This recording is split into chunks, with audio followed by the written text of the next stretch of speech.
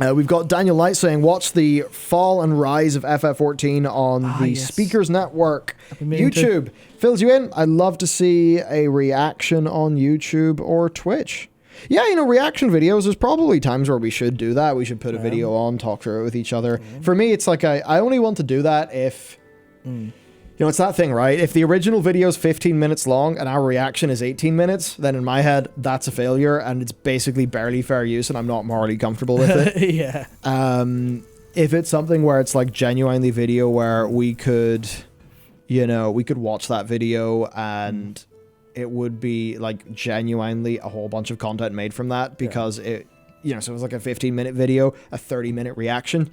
Then that's when I'm okay to do one of those things. And it seems like a kind of a big story video like that is, it could just be us sitting there being like, okay, cool, watch the video. Hope you all enjoyed that. Let's go. That's not something I would ever clip and put in the clips channel. But if it is in such a way that we can actually talk through it and have a good, interesting time, then it's the kind of thing where I feel like react videos are, okay, so this isn't technically completely true because there's an element I'm missing, but I feel like react videos and content is a worse version of half in the bag or best of the worst.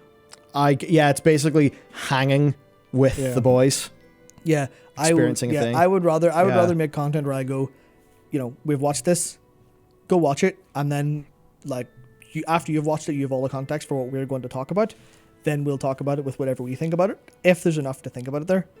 That's what I think is.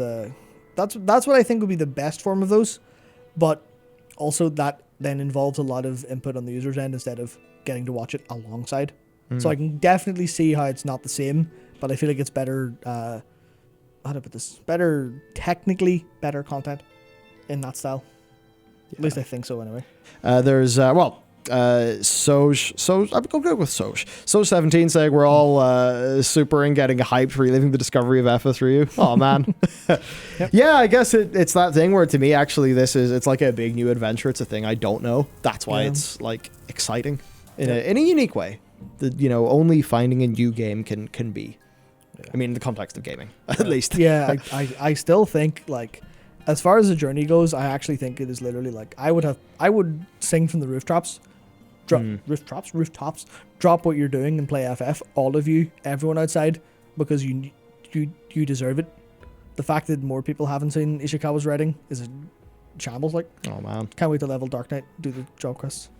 Same. I hear Dark Knight's awesome for that. Yeah, that was Ishikawa's work. Yeah, I've got Victor coming in with super saying FF does not have borrowed power gimmicks every X pack, which helps with balancing. Also, no add-ons stop the hyper focus on DPS sheets and groups. Yeah, it's imagine it's like if World of Warcraft did not ever have add-ons and there was just none of that, would it be the same game it is right now? I actually think it would probably be a far more broad and balanced out theme park MMO. Yeah. Because right now, WoW, I don't think it's a theme park MMO because there's only 3 rides. It's the Dark Moon Fair MMO. Yeah, it's like in WoW, your 3 theme park rides are Mythic Plus, Raiding, and PvP. Yeah. And it's like the rest of the supporting content. It's like it's not theme park rides. It's stuff to support doing the main theme park rides that are those 3. Yeah. So that, it's interesting. It's and it just feels like we've tunneled down on that very theory crafty gameplay. Yeah. Which is, I think, led to a lot of theory crafters becoming developers, so they're doing what they know. And then WoW just becomes this very systemic theory crafty game where, it seems like FF does have a degree of that, but nowhere near as much. And that's kind of helpful to it as an overall experience. Yeah, I mean, you've got no talents. You've got your job. That's crazy to me. You've got your job. You've got your gear. Your gear's got a couple of stats. I don't even remember all of them for every role because I've only really done range DPS as far as I've thought about gear. And that's critical hit, determination, direct hit, skill speed. There's your 4 stats that you need to actually think about because it's just main stat otherwise. And then you've got materia, which is pick one of those to go in, but also gear has basically materia is gems essentially, but there's a couple of slots on each thing designed to hit a stat budget. And then if something already has too much base on it, depending on level, it won't be able to get anymore.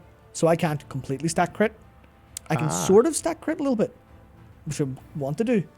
But, I can't just go, well, this is load of crit, 2 crit gems. It'll be oh, there's too much crit. So I have to put direct hit material instead. So there's very tight bounds for what players can actually have stat-wise. It's a tighter range. There's no talents or anything, so that stuff's kind of tighter. So they have just fundamentally made a more balanceable game. Yeah, I feel like they haven't jammed it full of all these different things that'll change and alternate between time. It's literally just, well, here's your stats. Here's your stats. Here's your physical damage. Here's your abilities. And they can work between that. You can also overmeld gear, but I haven't really seen that like on higher end gear. So that's still operating within a realm of like stats that any players can have at any given point, as far as I'm aware. So it is just how much DPS can these people put out? This much? All right, balance it around that. Man, that's interesting. I mean, it's very different to WoW, I guess. Yeah, gear's not exciting, but you get it, and then you go do loads of content with it. And also, it's exciting because it looks good. Because I think gear generally looks significantly better in FF than it does in WoW. Generally, WoW's had a few set struggles, I guess. Yeah. Yep. And we've got a super from Landon Jerry who says, regarding recording bits of the main story quest, or main scenario quest, I believe is what it's called. Yep. You'll know when shit hits the fan. Upon event, several cutscenes will play in sequence. It is recommended you set aside sufficient time to view these in their entirety. So that's like an in-game warning of, hey, you're about to get the thing. Yeah. You should do this when you have time. Yeah, it literally is like, wow. It gets really bad in ARR, where one of the moments I think it does that is like 45 minutes. Or actually, I think one of the conclusions, I clocked it at over 1 hour. Of here's 1 hour of cutscenes of people talking and wrapping up this event. And I was like, you know what? What's that? You've just put a movie in my game? I'll sit down and watch this. Like, I could see that being bad in some contexts, but then I sort of think about, like, if we had a few of those and just more dialogue shit in general with, like, you know, our Janas and our Sylvanas and stuff, you know, then actually we would feel so much more emotionally when we're playing World of Warcraft from a narrative perspective.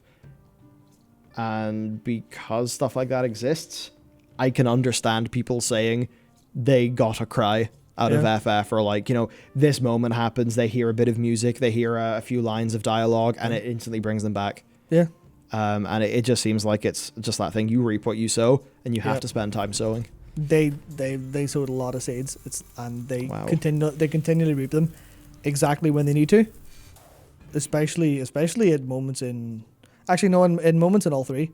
There's moments in Stormblood where if I go into a specific trial fight, I'll feel real bad as I'm fighting that boss because of what that boss fight represents and everything that's in it. It also helps that boss has a very cool intermission phase, but it's just they constantly win with that. We're like, here's stuff that's happened in the whole expansion. Here's all this like backstory to these characters. Here's a clash of these characters in a couple different ways. Here's different events going on, and everything just it all just comes across meaningful. Yeah. And man, it's like the similar thing can happen in WoW if you read all the transmedia narrative stuff, but then that has the problem of because you're swapping mediums, there's going to be natural immersion breaking. Yeah. Which is so that stuff is interesting.